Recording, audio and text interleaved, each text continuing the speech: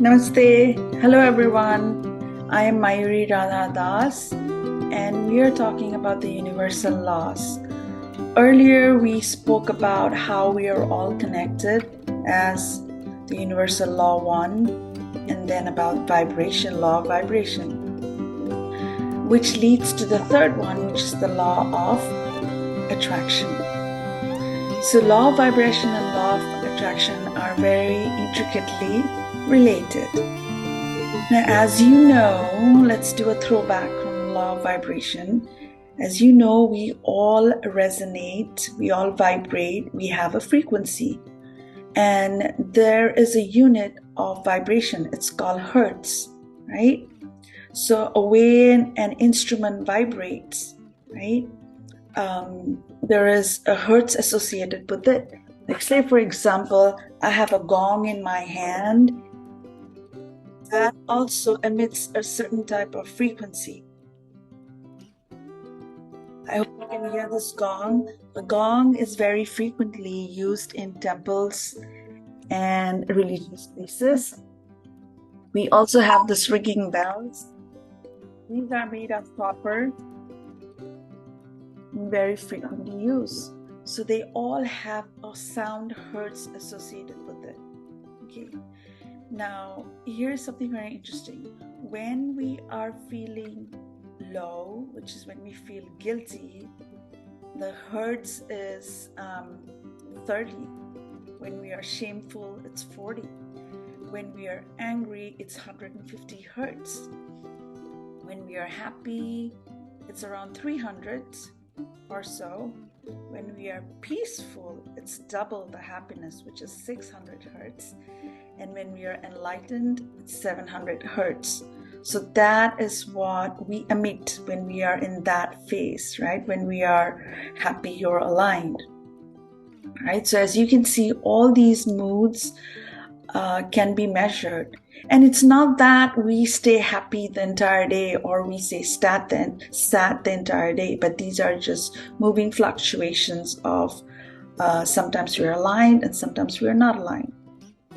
Now, as I showed the gong and the bell, in religious places, when people visit such places, they go with a lot of pain in their heart or anguish in their heart, right? And such instruments are always there to be played at the backdrop, right? So sound and hertz have an important component of healing. So when they come back, if they hear certain sound, that also heals them. So apart from the faith, the sound, or aka the hertz, the vibration, also play an important role in healing a person, right? So let's talk more about law of attraction. So one of my favorite quotes is, your external world is a mirror of your internal world, and that is what law of attraction is.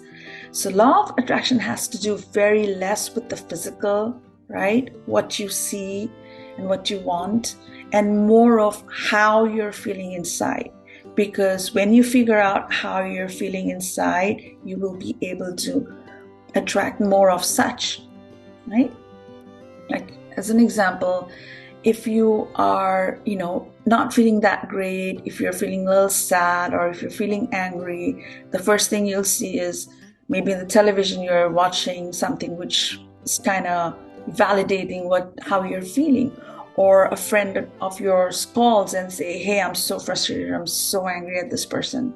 Or you read a magazine, so on and so forth. So however you're feeling inside is what the reality will throw back at you. It's what will happen around you. So next time things like this happen, instead of trying to dig deep into what's happening outside, take a look at inside and try to see, how are you feeling? How did something trigger you? You're not feeling great. That's how you reflect. So it's very important to be in an aligned state of mind. And when you're aligned, which means you're in a meditative mode, right? You are balanced. We don't want to be too sad or too happy. We want to be balanced. When we are balanced, attract whatever we want in our life, right?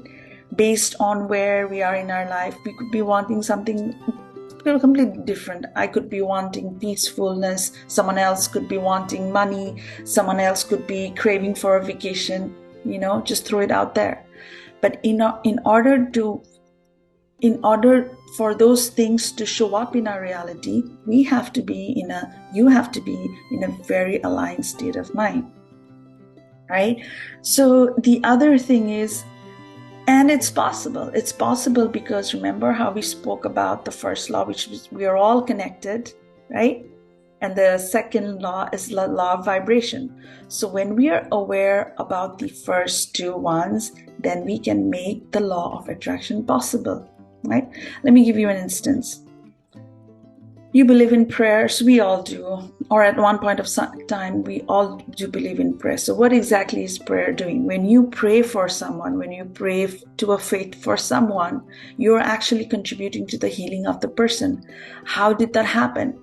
You are sending your frequency waves, right? Your healing frequency waves, your blessings to that person, and that person also gets affected in some manner or the other, right? We all have that from our parents or our well-wishers, right? People also use that in Reiki healing, distant healing, right? How is that working? It works because we are all connected, you see? So this is how you can collaborate vibration, frequency into the law of attraction and allow the universe, be one with the universe, and allow them to manifest what you're trying to manifest, right? So also know in mind that in a day we go through different surges. It's not possible to do Om for the entire day or pray the entire day. There will be surges when we'll be uberly happy or sometimes we'll be sad. It goes on. Remember we talked about pattern? The pattern is you have to figure out when are the times or what are the emotions that trigger you. And when you are going down, because right now when you're not feeling well or not feeling great, immediately the reality will change around you, right? You'll start attracting all the negative emotions. But now that you're aware that you have the capability of attracting negative things too, you should completely immediately turn around, be in an aligned state of mind, be in a balanced state of mind, and then not allow the negativity to creep into your hearts, right? Or to creep into your environment. So with that in mind, I hope this made sense. Please leave a message or a question regarding this explanation, and I hope you guys are having an amazing day wherever you are. Namaste. Also another thing, the law of attraction and the universe has a very big heart, right? You can manifest whatever you want.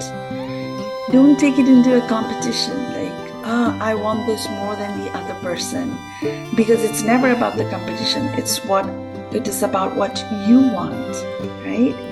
And if we think about competition, or if we think about I want to get this more than the other person, it doesn't work, because you just gave your energy to the other person by thinking about that person at that moment, right?